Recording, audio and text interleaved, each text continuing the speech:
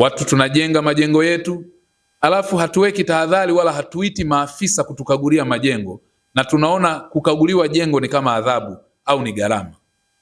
Matokeo yake kitokea changamoto, kazi inakuwa kubwa zaidi.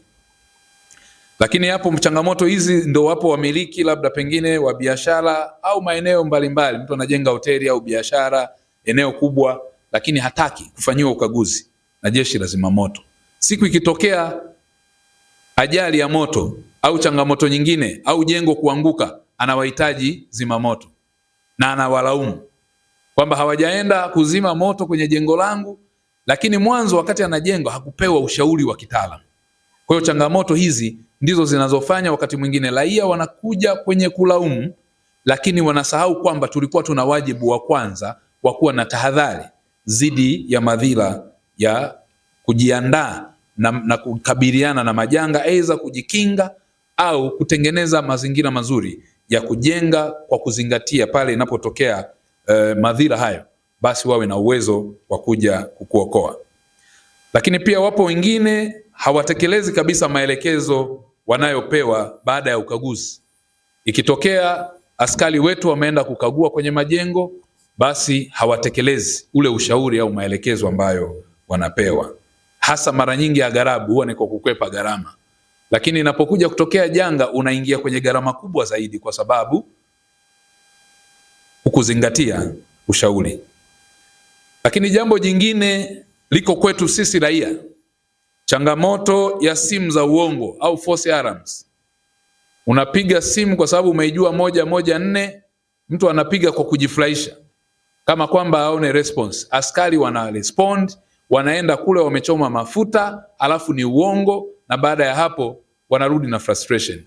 Mizaha ikiongezeka, tafsiri yake ipo siku utapiga simu ukiwa kwenye serious, alafu ikaonekana kama zile ni dharura, japo hata kwenye mazingira hayo hatua huchukuliwa, lakini pia hata ikipigwa simu yoyote huwa hatuipuuzi. Kwa hiyo ni changamoto iliyo upande wa raia, tuache mizaha kwenye majanga. Lakini pia changamoto nyingine ni uelewa mdogo wa elimu ya moto au madhira mbalimbali. Iwe kwenye bahari, kwenye mito, meli zetu, kuna tahadhari zinazotolewa, lakini elimu wanaipuuza au wakati mwingine hata ikitolewa hawazingatii. Kwa changamoto ya elimu, wananchi wengi hawajui, labda pengine ndio maana kumekuwa na mpango mzuri na mkakati wa kutoa elimu kwa umma kuhusiana na madhira na majanga yanayotokea. Gari la zimamoto linawasha alarm ili mlipishe liende likatoe huduma ya dharura ya ajali. Alafu watu madereva wengi hawazingatii wala kushtuka na vile ving'ola na kuona kama ni jambo la kawaida, na mtu anaondoka kwa mwendo ambao ukiona kwa kweli haufanani na dharura ambayo amepewa onyo lake. Haya nayo ni maeneo ambayo kwa jeshi la zimamoto na uokoaji tutaendelea kutoa elimu, lakini pia tutoe elimu na askari wetu wa barabarani kupitia jeshi la polisi. Itakuwa ni sehemu hiyo, mtu anapokwamisha chombo kinachoenda kwa hali ya dharura, basi asiachwe achukuliwe hatua, kwa sababu nishawahi kuona kipindi fulani gari zimeshindwa kupisha gari ya zimamoto na moto unateketea, zikapotea karibia dakika 10-15 mpaka askari watoke wasukume kwa nguvu, pisha, wamepisha, baadaye dakika 15 zimepotea, eneo walikuwa wanaenda ni mbali, wamefika kule almost moto umeangamiza jengo kwa kiwango kikubwa na mali zilizokuwepo. Kwa ni rai yetu sisi raia wote wa Jamhuri ya Muungano wa Tanzania kuzingatia vile ving'ola vinapopigwa vya vizimamoto, tafadhali tuviheshimu. Ving'ola vya ambulance tafadhali tuviheshimu. Ving'ola vya misafara ambayo ni ya dharura unayoitambua inahitaji kupishwa na kupewa heshima, tuheshimu. Na ndio maana tunaenda kwenye hatua hata ya ving'ola vile vya kila mmoja tunaviondoa, ili inapokuwa dharura tuielewe dharura kweli.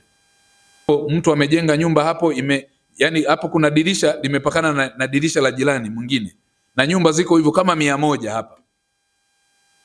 Ukiangalia kama hakuna mpangilio, hata likija gari la fire litaingilia wapi? Hizi ni changamoto ambazo ni mojawapo zinazokabili jeshi la zimamoto na uokoaji, na hasa maafisa wanapoenda kutekeleza wajibu wao. Tutawapa kila aina ya mashirikiano tukiwa na dhamira ile ile ya kuhakikisha kwamba tunawahudumia Watanzania katika nyanja hii ya kuzima moto na kuokoa maisha na mali.